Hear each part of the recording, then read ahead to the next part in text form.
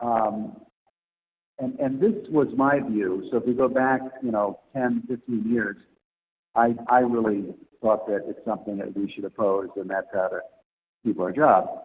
But my experiences in 2 continents now show me that it actually can work very well, particularly when you have technical communicators involved in management, which you do have now quite often. It was rare 20, 30 years ago. And the crucial question is, how are technical writing outsourcing decisions made and how it is done? There's one large company that I came to know how they did this, and they have 2 different divisions. And the consumer division of this very large company, at one point, the executive decided abruptly to outsource all of the technical writing for the consumer products to one of the large system integrator companies in India. Whereas the enterprise division of the company took a different approach, where each of the product teams within the enterprise group added folks in India and China, including some tech writers in India, and gradually they did gradually reduce staff in the U.S. and increase them in India and China, but they had, for many years, writers, and I think still writers in the U.S. working with those in India. And so on the enterprise side, that scenario stuck, and they managed to, keep improving over many years. But on the consumer side, 2 years after the executives made that decision, which they had not involved any technical communicators in, they were unhappy with the results and were looking to figure out how to bring it back to the U.S. So to me, it was a very clear example of how to go about it and how not to go about it. So there's a variety of scenarios where outsourcing can work. So if you do have a writing team, and our customers really fall into these 2 categories. Some of them already have teams of writers, and we are expanding their capacity at lower cost. So maybe you've got 5 writers, but you have work for 7 writers, and the work keeps growing, but you don't have the budget to add more writers. Well, by expanding, you can, by outsourcing, you can expand your capacity at a lower cost, and you can relieve the pressure on the existing team. You can also have them doing the higher level tasks that they're more interested in, and their morale can improve. And I've seen that happen. The thing is that there's no simple rules. Every situation is different, and there are low-quality outsourcing companies. There are low-quality writers in every country, and there are great writers in quite a variety of countries now. In fact, I found quite a number of technical writers in the Philippines with more than 10 years experience in topic-based authoring and content management systems. So process maturity and content strategy are very important factors when you start looking at outsourcing. So if you have an immature process, meaning that there's not good communication between your developers and your tech writers, as it currently exists, and tech writers have to struggle to find out when the UI changes, you need to fix those problems before you start outsourcing, because outsourcing can magnify problems like that. So, I don't say that everyone should be outsourcing or that every situation is ready for outsourcing or that it's appropriate in every situation. But what I have found is that it's very hard to come up with hard and fast rules. Like some people say, oh, you can't outsource manufacturing documentation. Well, we're actually doing that. So it really depends a lot on the situation. The kind of risks you face, I've got these in 8 different categories. So there are risks, and this is not just from outsourcing, but with a lot of global companies, when you've got people in different locations, regardless of organization, even if they're within your organization, there are time zone difficulties, there are issues working together. It's a lot of the things that happen automatically when you're in the same room, same office, don't happen, and you need to think about that and manage for that.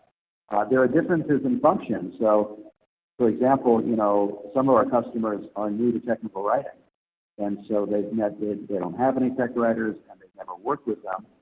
And so their engineers don't know what to expect of tech writers and how to work with them. So people of different functions, even of the same culture, can have difficulty working with each other if they don't understand each other's roles and skills and talents.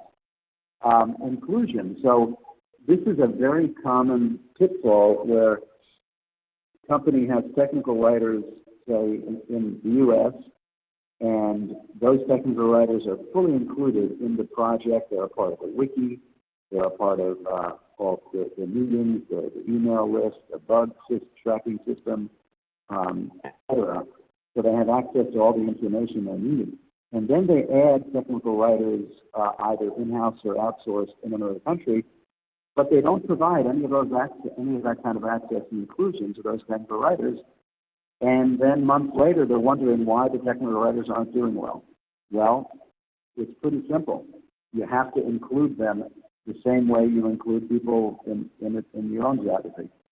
And then language issues can cause problems. And, offshore technical writing companies unfortunately have a reputation for very low English quality. And that's something we struggle against all the time because we have, we deliver the same level of quality we get with the writers in the U.S. And I've had customers who I explained this to during the sales process, once they start working with us, they express total shock at the level of the quality of the content we're giving them because despite everything I told them, they expected very low quality. So you have to, one of the key issues with language is editing, right? Technical writers, particularly if they don't have 10 years experience, they need to be edited. And often companies will provide editing for their writers in the US and then they outsource and they have no plan for editing and they say, oh, well, we did, but it's not in the budget. And then again, they're surprised why the quality of the English is poor. I mentioned experience level, so that's another thing. If your tech writers overseas are new to tech writing and maybe 1 year experience and your ones in the US have 10 years, well, a lot of what the problems that develop may just be due to the difference in years of experience and not due to the fact that they're in a different culture or geography. Culture can have huge impact, and you do need to have an understanding of how people communicate and work differently in the different cultures involved. And what I've found is it's important to have some level of mix of cultures in each geography. So one of the things that makes our engagements with our clients work is that here in the Philippines, we don't just have Filipinos working, we also have me, and I'm an American. So I understand the culture of our American clients and can provide a go-between and sort of a cultural translation when needed. Competency, as I mentioned, quality levels vary all over. And it's also competency of management that is very important. And that's the last on management. So those are some of the key things to look out for. The bottom line is that many of the same factors that lead to success or failure when you're in one location are just magnified when you multiply locations. So this is some of the things we can learn about that. I think this is changing, that a few years ago, the whole focus of tech writers about outsourcing was really fear and insecurity. And, I think the antidote to that is to focus on improving quality. Whether it's an outsourcing situation or not, how can we contribute to improving quality? For management, you really need to think about process improvement and your content strategy. You need to think about your team.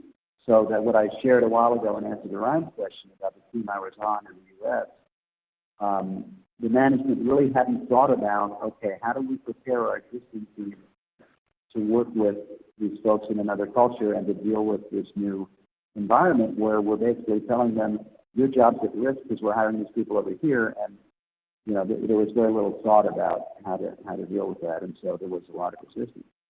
And this is some of what we talked about. So it says ensure realistic financial analysis. So one of the things about that is, some people think, oh, when you're outsourced, you can save like 80% because the pay scales in another country are so much lower. Well, no, that's actually not true. When you look at all the different costs involved, because often, there's travel involved to make the whole situation work better. There's all kinds of, there's more training, there's more management. And I don't think I have this slide, but I used to have a slide about the Vincent studies that you can save something like 15 to 25% over time. The idea that you're going to save 80% is a fantasy. So if the only reason that you're doing outsourcing is to save cost, it might not be the best approach. And then also to focus on career development, right? So there can be opportunities for advancement that result from outsourcing for the people on your existing team, and that can be a focus that can help improve morale. You want to look at where you're outsourcing to. There's different problems in different countries. There's different levels of infrastructure problems, different levels of English. Philippines, actually, this global English company has done research and testing of countries around the world, and they actually rate the Philippines the highest in the world in business English, even higher than UK and US. And I think part of the reason for that is a large part of your workforce now in the UK and the US are expats, or people from other cultures, whereas in the Philippines, we do have exports in the workforce, but they tend to come from English-speaking countries, and the language of business here is English. And I mentioned this before, start with a low-risk pilot project. You have to plan for things like language, time zone, all these different issues we've been talking about. You have to include people. It really helps to have your QA team test the documentation. Yeah, we're getting toward the end of the time. So this is the basic conclusion. What I've found is it really depends on how well you plan and execute outsourcing. It can really make things worse, or it can really improve things for everyone.